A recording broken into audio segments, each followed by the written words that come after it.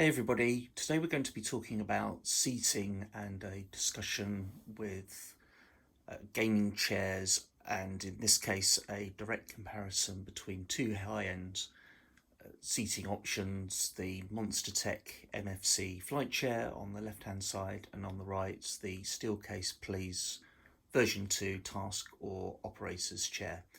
Both have relative strengths and weaknesses. I'd like to show you the features of the two different chairs and why one or the other may be a better fit for you, alongside a comparison with another popular brand of chair on the market itself. So let's dive into it and talk about it.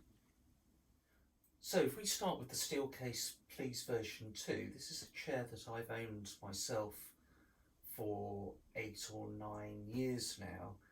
I got it used second hand. It cost me, I think, about £230, something along those lines.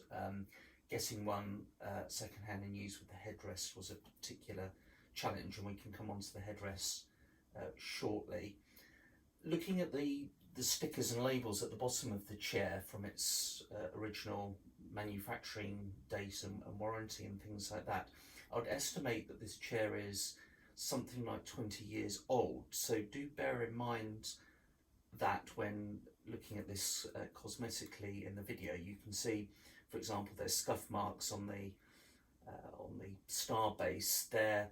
I've recently replaced the cushion cover here, just with a product from Amazon that's fitted over the existing original steel case cover that was showing a lot of signs of wear at the front, with some of the foam coming through. I don't know about you, but 20 years is pretty good, I would say, for that. So I would consider that to be a strength of this chair. Yeah, it's a testament to its build quality, that it's still looking like this, still working, still performing as it should after all that time. The strength really of the Steelcase Please is the ergonomic design as a task and operator chair. So of course it does the usual standard things. Chair goes up and down according to the gas piston that the seat cushion and chair rests on. The base cushion itself is able to move in and out via an adjustment at the front of the seat. That's particularly useful for any kind of desk mounted joysticks or peripheral devices. I will show you an example of that in a few minutes. The armrests go up and down, as you might expect. They tilt, spin, rotate I should say, in and out. They go forwards and backwards as well. You can't pull them out or pull them closer, though they are fixed to the back of the frame portion of the chair here. The main selling points of the Steelcase Please design is this backrest system here, which basically comes in two parts: a lower back or lumbar section, which can be raised or lowered according to your particular body shape, which also raises and lowers the mid to upper backrest section here. But the unique feature of this design is that they can move independently. So when you lean back into the chair, the amount of pressure and resistance from the lumbar region can be adjusted separately to the I believe it's called the thorax region, but the mid to upper back section of the rest itself. And really what that does for you is it encourages you to sit in a good posture, in an upright position, giving you lots of support, particularly as you lean back into the chair itself. So as well as being able to raise and lower the lumbar section here, you can adjust the the amount of pressure and protrusion of the lumbar section from this style here. How much does it push into your lower back?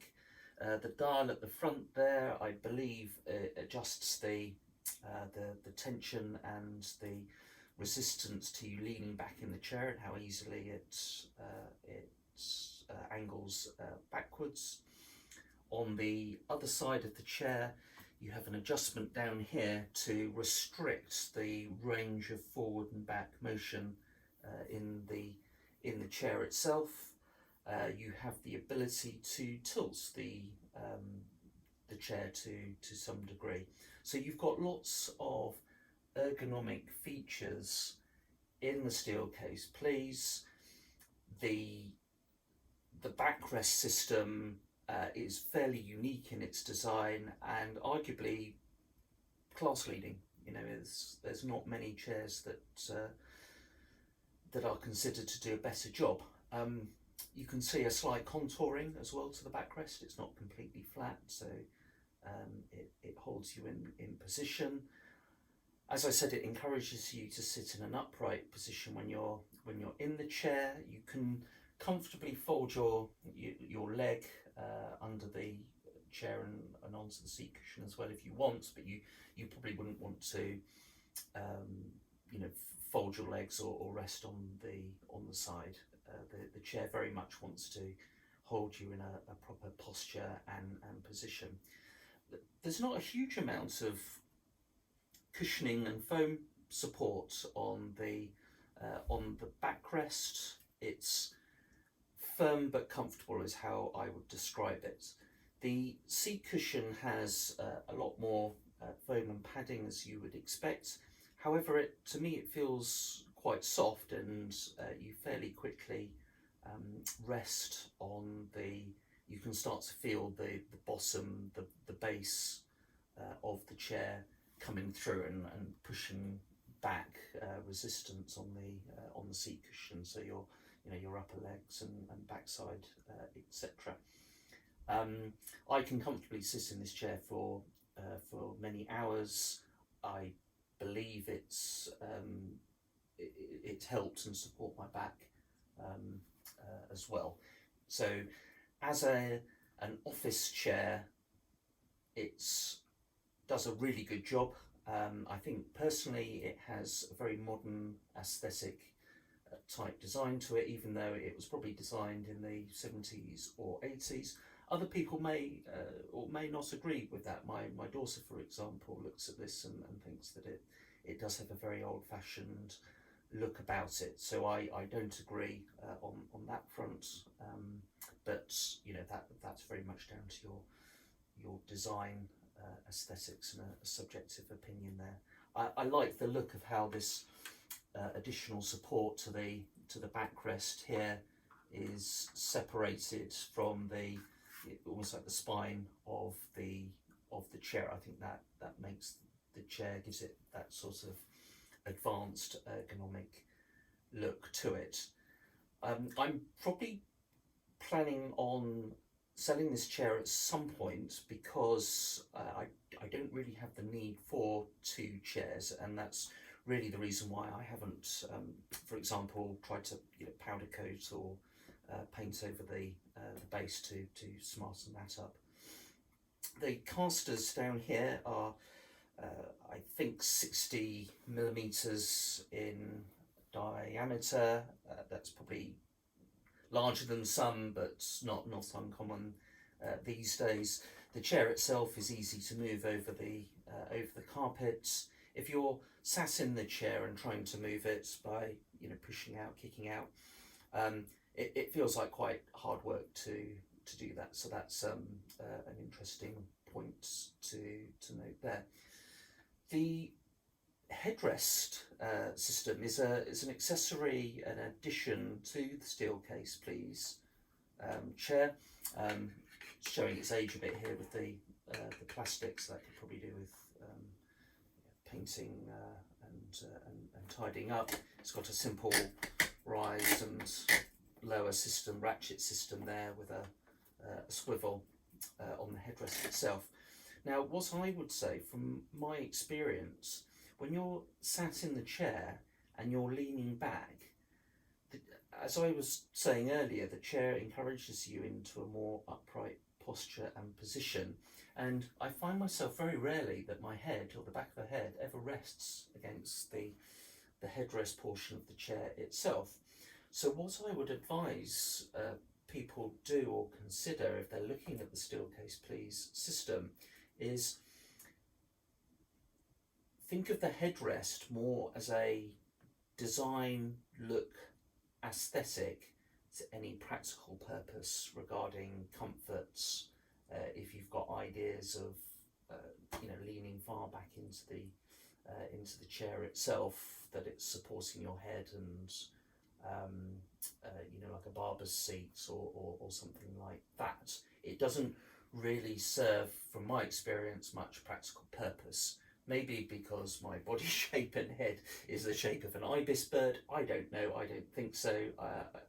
I honestly think this was designed by Steelcase as an accessory, an addition that isn't by any means strictly speaking necessary. So I like the look of it, but yeah, it doesn't serve much in the way of a practical purpose. Anything else worth talking about? Yeah, just one other thing. One of the reasons I bought this as the potential for a dual use gaming chair and office chair, as well as the seat cushion moving forwards and backwards, is the fact that you've got a lot of space around these armrests. So if you wanted to mount additional devices, throttles, joysticks, control boxes, things like that, in theory you have the option of clamping some sort of mounting system to this and then building out from it. Now, in reality and in practice, I've not done that because, as much as anything, I think if you made those modifications to this chair, even though you could, ultimately unscrew them and remove them, I think you'd be forced to leave them attached to the chair all of the time. Whereas I like the option of, the chair is doing its job as a task, an office chair when it's needed to do that, and as a gaming chair when it's needed for that particular purpose. And that brings me on to really, who is this chair ideally suited towards, and what would I recommend? So, as a task and operator chair, in terms of its comfort, ergonomics, it keeping your back in a good posture, good for your body, relatively speaking, of course, as humans are really designed to be moving around, not just sat in chairs all of the time. You can't get much better than this. There's mesh-based chairs from Herman Miller and other ergonomic designs. They give you some really great options and alternatives as well. Are they any better than this? I don't know. I've sat in a few of them. I'm not a huge fan of mesh-based chairs myself. I quite like this particular design. In terms of its use as a gaming chair, it has the benefits of possibly the mounting options here. You can't really mount anything to the underside of the seat cushion, and because of its unique design, there isn't really a lot of space there, and there's also a lot of plastic. And welcome, glamorous assistant Kira again. The fact that the seat cushion moves forward and backwards is genuinely useful and worth talking about there. Other than that, you're basically looking at a really good quality operated chair, office chair, that will last you for a long, long time. Yeah, the fabric does a good job, and really, I'm not going to begrudge replacing the seat cushion cover after all of this time. All right, so that's the Steelcase Please. Now if we take a look at the MFC flight chair from Monstertech, not actually manufactured by Monstertech, I don't believe, but the one of their suppliers in Germany. Monstertech tend to specialise on the mounting solutions themselves. Yeah, so in my opinion, this is one of the first proper gaming chairs because of its features on the market. And but let's go through, you know, the basic chair features itself. So as you'd normally expect, of course the chair goes up and down with a gas piston system. The seat cushion, like the Steelcase, also moves in and out, which is good to see and very, very useful. The chair itself can tilt forwards and backwards if you want a slight incline to the chair. The backrest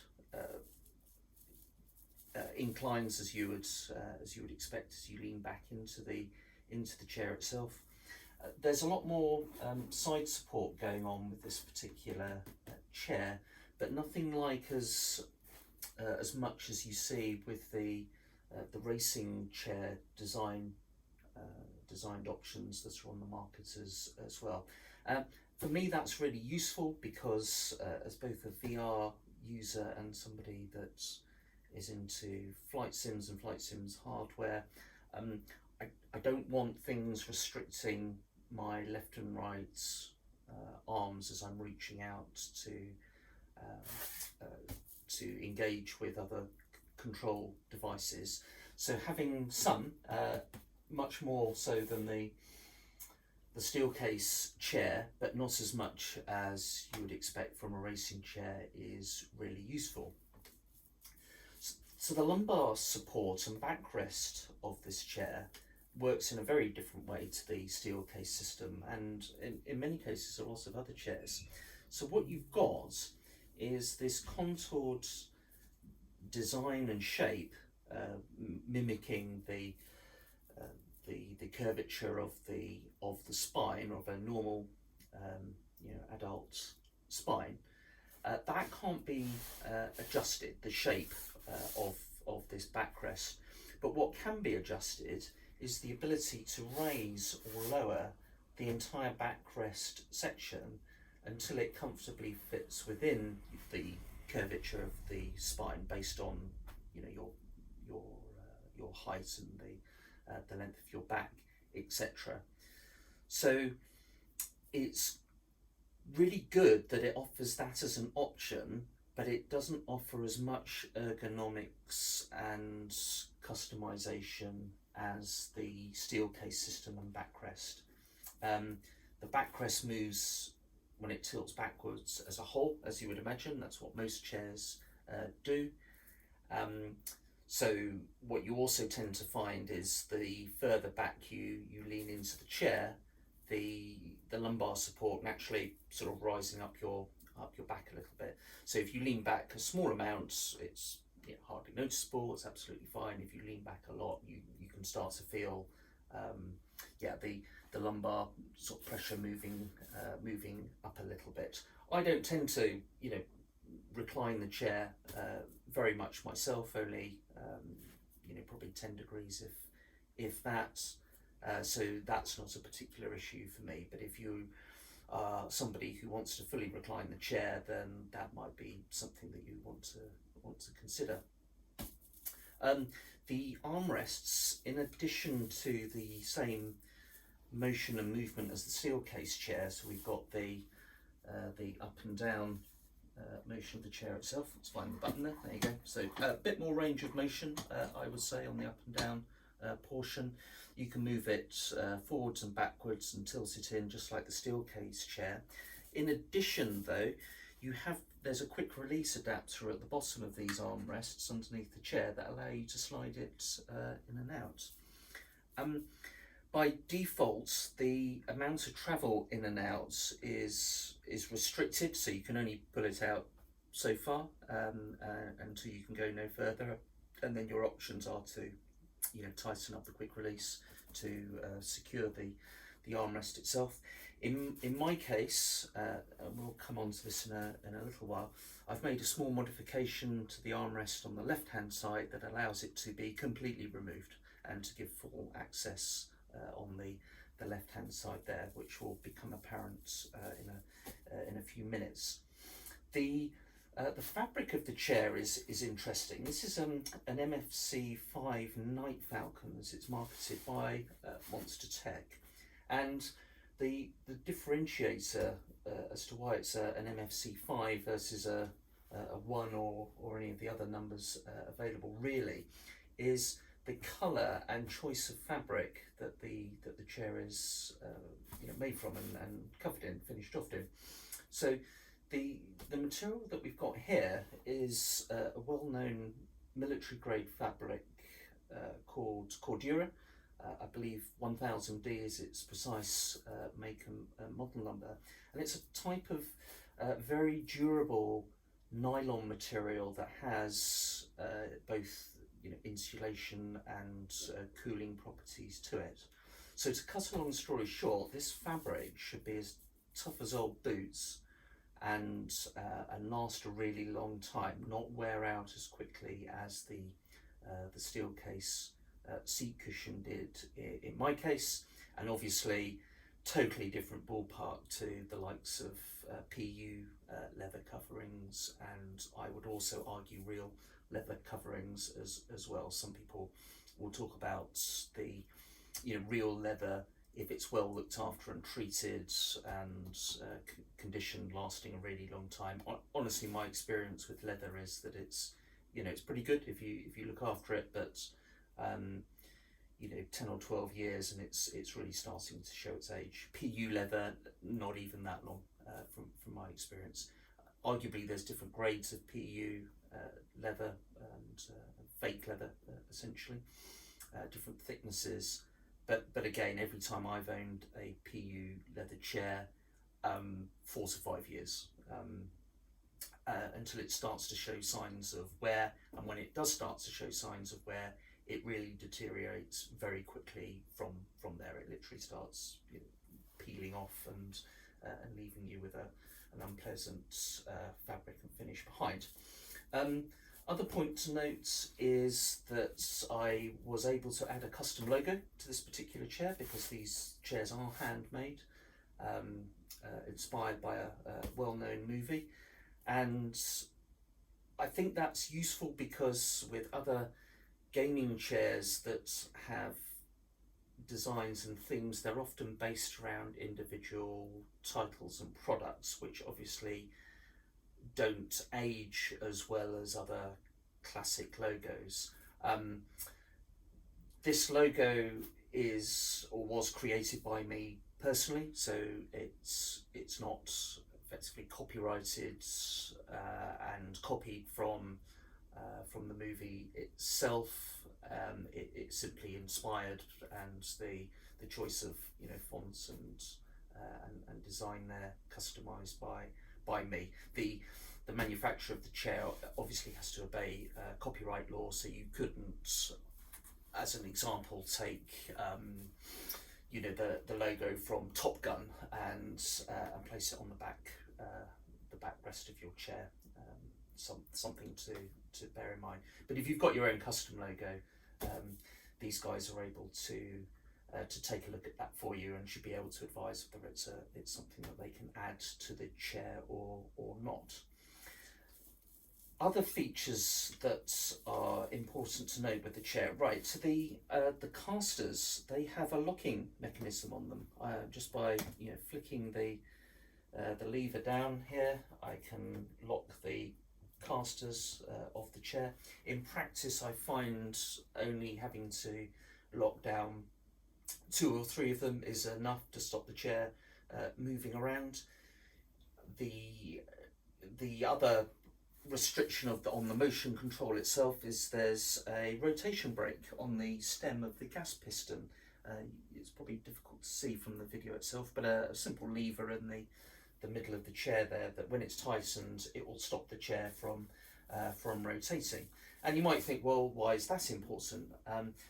For an office and operated chair, you would want the movement so that you can, comfortably navigate around your desk and swivel around to talk to people and things like that. Easy access into and from the chair itself.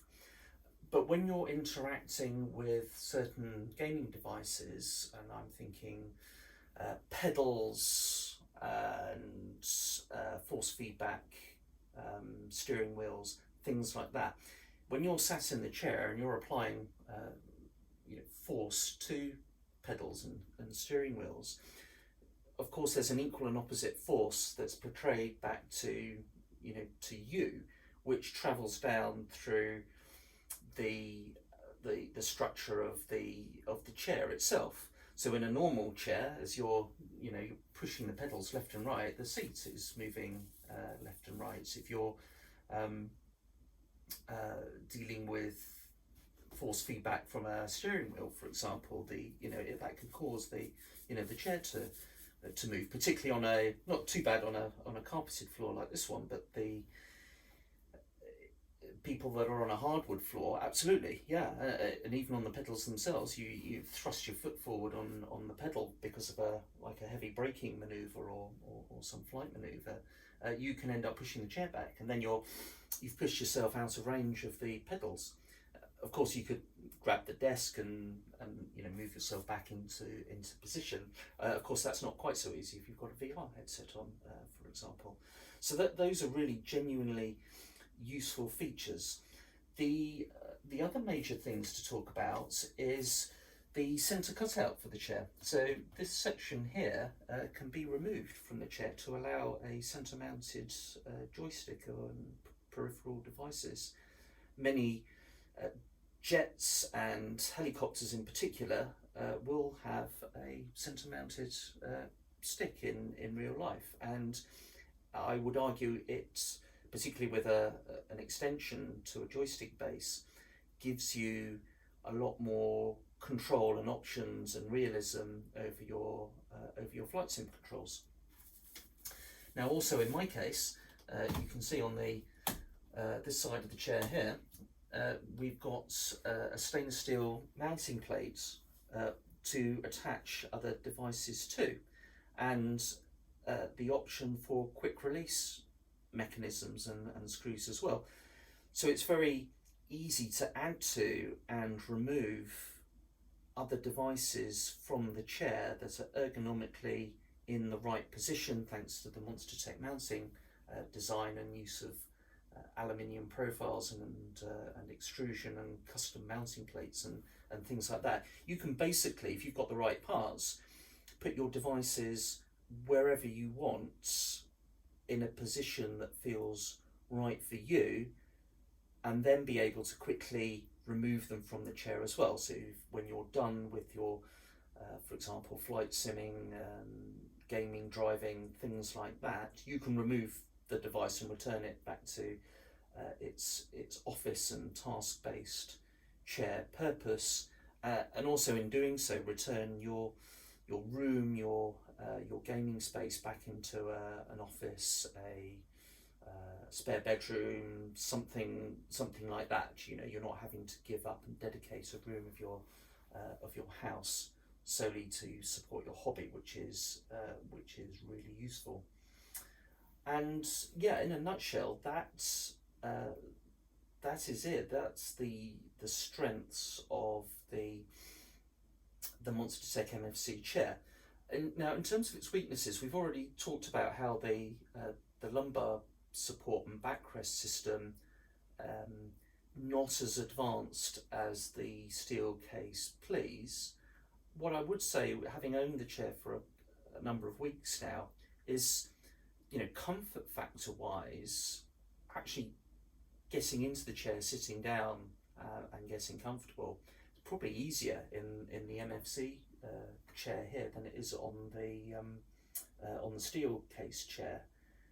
Does that mean that ergonomically it's not giving me as much support, and potentially I'm doing some damage to to my back. I think I'm putting probably more strain on my back. It doesn't give me as much support. But then ultimately, I think it's down to us as individuals as to how much time you choose to sit down in a chair. You should really take breaks and get up and move around and get some exercise as well. So that's down, I think, on us to as individuals to manage that.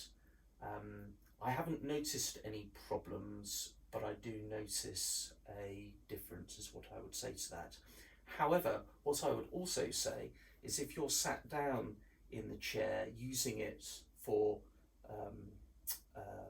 flight, space sim, driving game simulation, things like that, with all the peripheral devices, ergonomically, this is arguably looking like a stronger option, because you're able to put the devices in places where you don't, for example, have to reach for them. They're in a much more natural location. So you're offsetting a little bit of the ergonomics with regard to the backrest design, patented design, sophistication and options, but you're gaining in the location of and comfort factor for your peripheral devices and things like that. That's worth bearing in mind, because with the Steelcase system you're pretty much forced to use a desk-based mounting system, and because the chair swivels and moves and things like that, you've got to use muscles to really kind of compensate for that as well. So some strengths and weaknesses there. The other point on the material itself is it feels like almost like a rucksack type material. So the nylon, the Cordura, very durable, no issues with its its thermal properties. But when you sit down on the chair, you do hear and feel a little bit of scratching against your clothes, against your skin. I don't think it's a particular issue. It's not like you're likely to get a lot of friction or anything like that. So you're trading, I think, a high degree of durability and elements of the design for a little bit of the soft comfort factor on the fabric itself. The backrest and the seat cushion, I would say, has more foam padding, but this chair is weeks old. The Steelcase Please we were looking at earlier, arguably, up to 20 years, if not older than that. So of course there's going to be degradation on the foam, and my experience, it's not really fair as a like for like comparison. But it is comfortable to sit on. It's quite firm initially. I can feel it softening up now I've used it a bit more, but I've no issues with that. I'm quite fussy, but I'm happy with the MFC chair. But if I go away and show you some comparisons with the flight sim hardware that I've got, I think you'll start to appreciate some of the benefits that you get from the MFC flight chair, which are not easily replicated by other chairs on the market. It's one of its unique selling points. Okay, so we're back with the Steelcase Please again, and what I wanted to show you here with the desk-mounted Virtual joystick base that we've got in this video shot. Hopefully you can appreciate the usefulness now of the seat cushion being able to be moved in forward and back. So in its forward-most position, the seat cushion would collide with the gooseneck extension on the joystick and restrict its movements. Obviously, when it comes to height, you can adjust the height of the seat itself, which helps to get it in line with the curvature of the gooseneck extension. Obviously, you've got options on the desk mount itself. But what I discovered, and one of the options I went for earlier on with my desk, is I've got a a desk system that's motorized and can go up and down, because of course, whilst you can raise and lower the seat, that might not be comfortable based on the your leg length. So it's designed to adjust to your ergonomics, as a as a human, as an individual, not simply to fit the ergonomics of the desk mounting system. It's not designed to be used with joysticks, basically. So you need a lot of desk mounting options for this to work properly. But yeah, hopefully you can appreciate now that having that seat forward and backwards motion is genuinely useful for gaming devices such as joysticks here. Okay, back with the MFC flight chair, this time with more advanced peripheral devices attached to it. So in less than 2 minutes, it's taken me to remove the central cutout of the seat cushion, attach a force feedback joystick that you can see here, closely mounted to the seat cushion itself, and allowing full range of motion options with the stick. A helicopter collective mounted to the side of the chair as well, and notice that we've got the armrest being removed to give full access to the collective, because there's no way that you would get full access to those peripheral devices without some customization options. And the long and short of it is, you simply can't achieve that level of mounting and customization with, I would say, pretty much all gaming chairs in inverted commas. Certainly not the Steelcase Please system. And this is what you're gaining really over their primary purpose as an office and task-based chair itself. And then of course on top of that, you've got the rotation brake to stop the seat from swiveling round when interacting with the pedals, and the caster brakes to stop the seat from moving around when applying force, either to force feedback joystick steering wheel or the pedals themselves. And in my case, I've opted to still keep my throttle and control box separate, although it is possible to mount that to the chair, just to give me more options and control, along with a left-handed joystick if I want to do that, because we've got a quick release system on that collective control that you see here.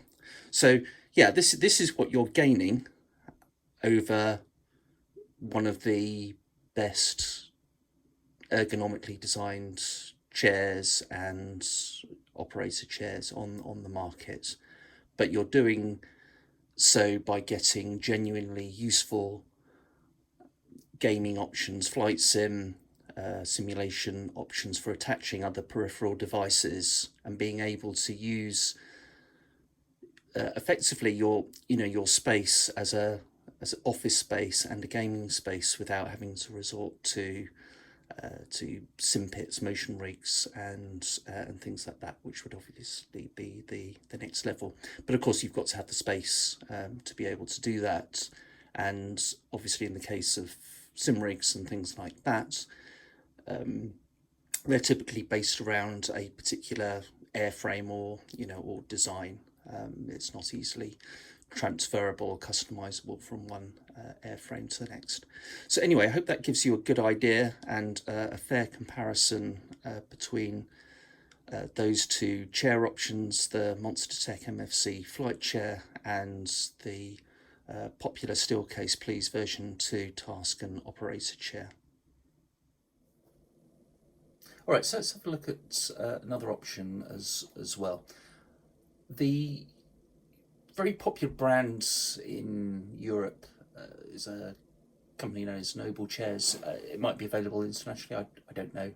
Apologies, I haven't done my sort of homework and research, but obviously you get companies like Secret Labs, Omega, and organisations like that doing something very similar. And one thing they all tend to have in common is a very similar sort of chair mechanism, seat and backrest design that comes in many different options and flavours. So obviously with this chair here, it's a special edition. It's got branding for the popular game Elden Ring. You don't get to choose what type of custom branding you want, at least as far as I know, or any kind of custom logos, but they do offer things for well, obviously Elden Rings you see here, Fallout, what else, racing brands like Mercedes, things like that, probably some other gaming options and brands as well. Now what I would say is, you know, looking at that, the kind of accents, they're actually quite nice in my opinion. I've certainly got nothing against Elden Ring. It's a game that I've owned for a couple of months now, and I've been really impressed by it. So I'm not you know, biased against that type of gaming in any way in favour of flight sims. So I don't want that to come across in my kind of critique here. But what I would say is, firstly, you know, you're buying a chair like this, £430 near as. What's Elden Ring going to be to you in 5 years' time? You know, in 10 years' time? Its popularity, even with you as an individual, I struggle to see how that would work from software, for example, that produce Elden Ring, Dark Souls games, Bloodborne. They'll probably be on the third iteration of that title in, you know, 5 or 6 years time. And Elden Ring might have a sequel, but yeah, I think it's like a shortly lived thing when it comes to the customizations itself. But let's focus on the chair. So this particular design, it has a hinge point here and a backrest system that's fixed to the seat cushion. I think by the looks of it there, you've got some lumbar adjustments, lumbar support, which I would imagine either raises or lowers or increases and lowers tension by twisting that knob, but basically doesn't give you a particularly large range of options. It's not like this backrest is contoured to your back like the Monstertech system, or you've got proper ergonomic controls like you have on the Steelcase Please system itself. Yeah, so it's got some customization options. I would say they're on the pretty basic side of things. What else? To offset that, I would imagine, yeah, so they're offering you here, possibly as optional extras, I don't know, but you've got a headrest cushion and a lumbar cushion as well, which, you know, I mean, for a chair of this sort of price, I think it's a bit of a dodge. If you ask me, they should offer you something a bit more, with a bit more substance. Good that they give you that, but it doesn't match the same sort of quality and features that we've just looked at from the other chairs. This particular chair, by the looks of it, is made out of PU leather, so looking very nice, very smart. When it's all brand new, I would imagine it will be, again from my experience with PU leather surfaces, I think you'll be good for a couple of years, but when it starts to show signs of wear, particularly on this seat cushion around here, and where there's, you know, friction against your clothes, possibly, you know, in the warm weather, some moisture and sweat and things like that, PU leather really does not act well to that. Its durability, unless it's vastly improved in recent years, I really wouldn't trust it to last more than for 4 or 5 years before it starts to show significant signs of wear, and then when it starts to go, it tends to go really quick after that. It looks like you've got standard adjustments here, as you would expect to be able to recline the chair, go up and down. I don't know if the seat cushion goes forward and back. It looks like you've got a good range of options on the armrests, but I can see there's an Allen sort of bolt that's going into the bottom of the chair. So this armrest, it's going to be adjustable but fixed once you've adjusted it, and certainly not going to be easy to add and remove. If you want to take it off, I'm sure, yeah, absolutely fine. Get your Allen key out and whip it off. But if you want to put it back on again, you're going to be there for probably 5 minutes sorting that out, and it just being a bit of a ball ache, because it's not designed to do that. Yeah, in fairness, that's not what they've set out to do. But overall, when you look at this chair, really what it's doing, and this is subjective, I need to kind of quantify that. I'm offering an opinion here. Is it's giving you a design aesthetic, a racing seats with large side supports. In this particular case, yes, branded towards a non-racing game. Of course, you can get generic seats as well that don't have any of the Elden Ring branding, as you can see here. But yeah, that's really all that they're offering you in these gaming chairs, is a look that is basically a racing seat as an office chair, something you would expect to see in a sports car of some description. And to some people, that may be fine, great, that's exactly what they want, and it fits in nicely with the aesthetics of their room. And I would still say, when it comes to being a gaming chair, what you're really saying is it's got a gaming look about it, a sporty look about it. It's not actually offering you any real advantages towards PC and console gamers or anything like that. Now, I think in fairness to Noble chairs, because they've got a flat seat cushion type design that screws onto the mounting system, that you can actually attach some of the Monstertech mounting plates to, which is potentially useful, because Monstertech have basically designed it that way. They've come up with a solution. I think in the case of this type of chair, what you do is you unbolt the armrest, put in a mounting plate, and then reattach the armrest to that. So you're going to be stuck with whatever peripheral devices with the armrest either in situ with whatever motion ranges it offers you, or remove it completely in favour of a mounting plate or something like that. So in fairness, you do get that option over the an ergonomic chair like a Herman Miller or a Steelcase or something like that. There's probably going to be some exceptions, so I know I'm kind of generalising there, but in the interests of being fair, I thought that was worth mentioning.